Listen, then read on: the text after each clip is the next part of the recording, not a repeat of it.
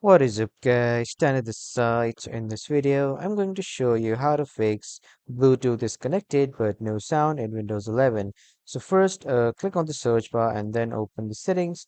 After that, click on settings. And after clicking on settings on the left side, click on Bluetooth and devices and make sure that your Bluetooth is turned on and the device is connected to your Bluetooth.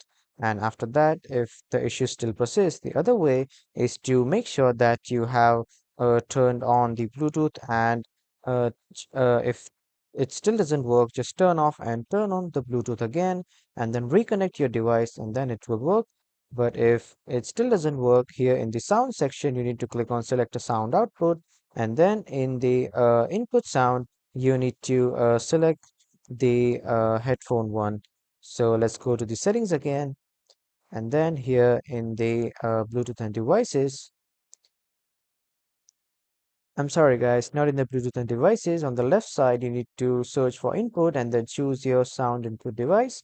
Click on this and after that, you need to make sure that you have selected your device here in this input sound.